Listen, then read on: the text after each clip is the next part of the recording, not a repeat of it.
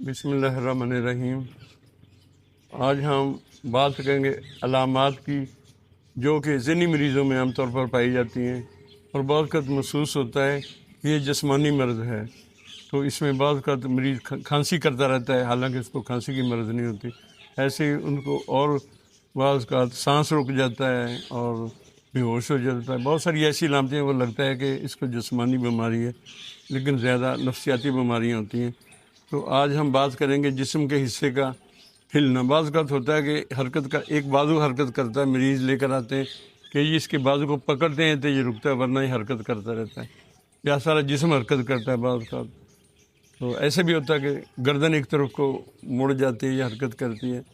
تو ظاہر گھر والے رونے شروع ہو جاتے ہیں، زبان سے بعض اوقات بولا کہ زبان میری اکڑ گئی ہے۔ تو یہ زیادہ تر ذہنی امراض کی وجہ سے ہو جاتا ہے، ذہنی پریشانی ہے، کوئی پریشر ہے، یا گھر والوں کی توجہ حاصل کرنے کے لیے بھی بعض اوقات مریض ایسے شو کرتے ہیں کہ جیسے ان کا کوئی سیریس مسئلہ ہے، تو ان کو ہم کنورژن سمٹمز کہتے ہیں، بعض اوقات ان کو سومیٹک سمٹمز بھی کہتے ہیں، اور ہسٹیریا بھی اسی قسم کی علامات کو کہتے ہیں۔ تو اس میں یہ ہوتا ہے کہ بعض اوقات جسم پر اتنا لرزہ طاری ہو جاتا ہے، سارا جسم کپ کپانے لگ جاتا ہے، تو گھر والے رونا شروع کر دیتے ہیں۔ اس کے لیے ضروری ہے کہ وہ ڈاکٹروں کو بھی بعض اوقات جلدی سمجھ نہیں آتی، وہ سمجھتے ہیں کوئی فالج ہے، گھر والے بھی سمجھتے ہیں کہ بازو حرکت نہیں کرتا تو فالج ہو گیا، لیکن وہ ہوتا ذہنی پریشر کی وجہ سے ہوتا ہے۔ تو ایک تو یہ ہے کہ گھر والوں کو حوصلہ دینا بڑا ضروری ہے، ڈاکٹر بھی گھر والوں کو حوصلہ دیں اور گھر والے مریض کو حوصلہ دیں، کیونکہ گھر والے باغ کے ڈاکٹر کے پاس دیکھو جی اس کو پھر ایسے ہو گیا، پھر اس کو دندر پڑ گئی، وہ دیکھو جی پھر اس کا بازو اکڑ گیا۔ تو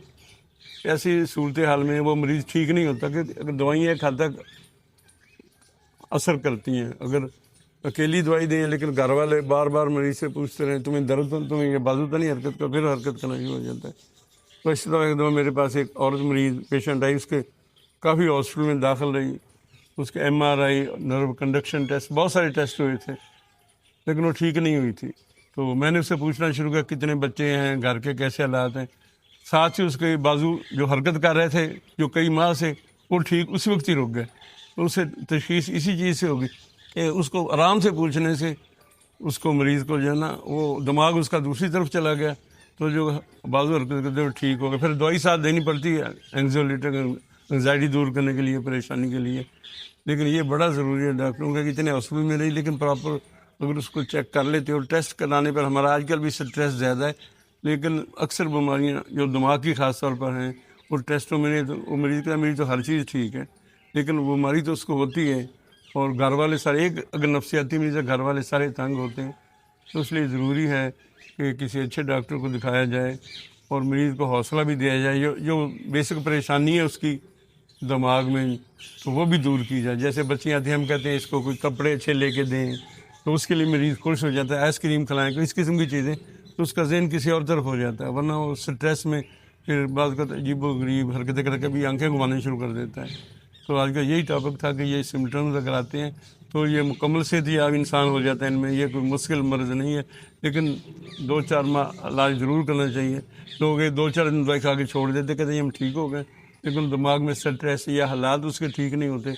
تو اس قسم کی علامات دوبارہ ظاہر ہو جاتی ہیں۔ شکریہ، پھر نیکسٹ ٹائم دوسرے ٹاپک کے ساتھ آپ کے پاس آئیں گے۔